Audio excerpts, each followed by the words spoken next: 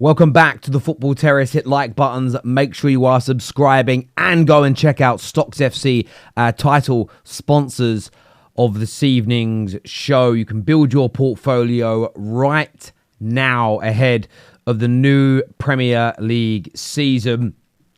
It is the football stock trading site, and what's different about this compared to all the others is you can see the 3 IPOs that are out for sale this week.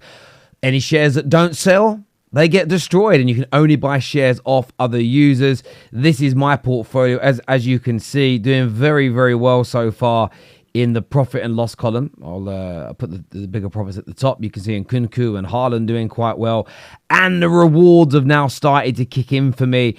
Not a huge amount from only £7.84 from the Community Shield game. But I tell you this, if I can get around £7 to £10 in per game this season as I grow my portfolio, and that was one match. You've got 4, 5, 6, 7 games with your players going on. Could be very, very lucrative indeed. So go and check out StocksFC.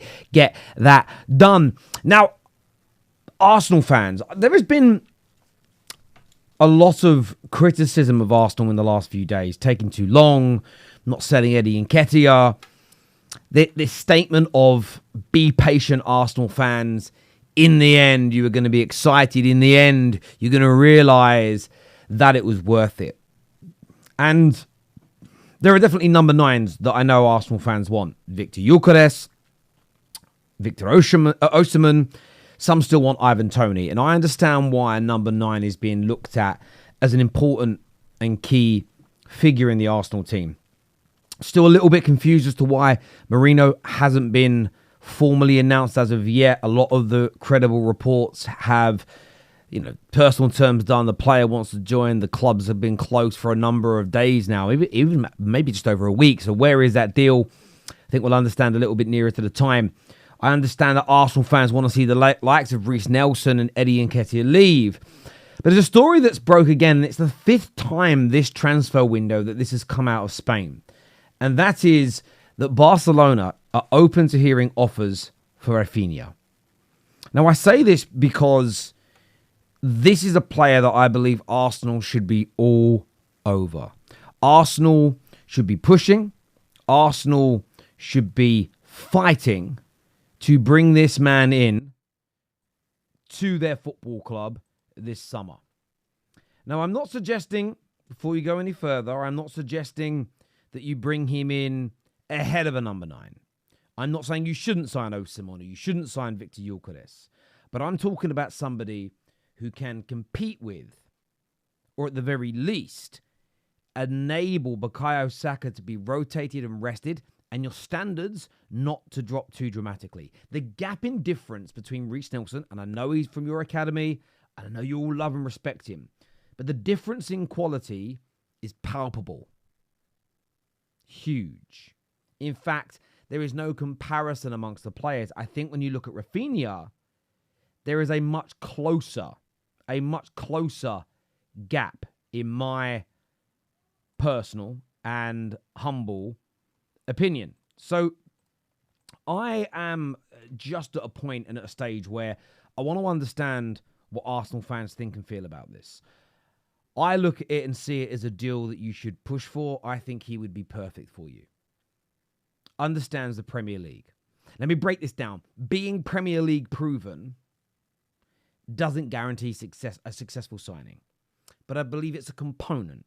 Understands the league, the culture, the weather, the food, all these little pieces that can make or break a player's transfer. And we've seen people that have been excellent footballers but not enjoy England. We've seen people enjoy England, settle in with their family, but just not be up to pace with the speed of the league. I don't think you're going to have any of those problems with Raphinha. He's also a brilliant age, 27. This isn't a kid. This isn't somebody who is going to be wet behind the ears, who's going to need much sort of... He'll need a bit of man management to keep him motivated and pushing, but he isn't going to have to be babied or looked after.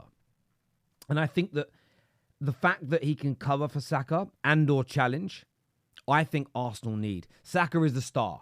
Saka is the main guy. Saka is the first name on the team sheet for Arsenal, and I understand why, because he's impeccable. Absolutely impeccable. For a player of his age, who's been highly consistent, And I think there's more and more to come from this young man. But what I would say is at least 2 seasons running, and you could go back as far as 3, in those last 2 months, he hasn't been the same player as the beginning of the campaigns.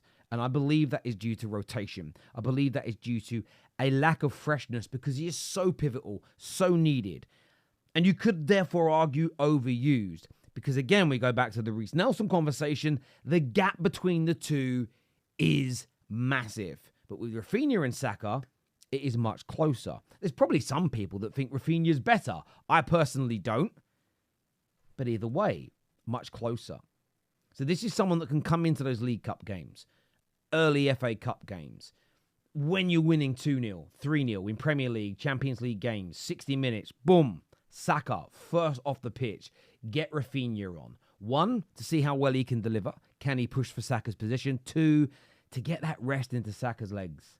We know how targeted he is. We know how teams try to punish him, foul him, hurt him within games. As a rival, I see this, and I know that Arsenal fans are absolutely aware of this also.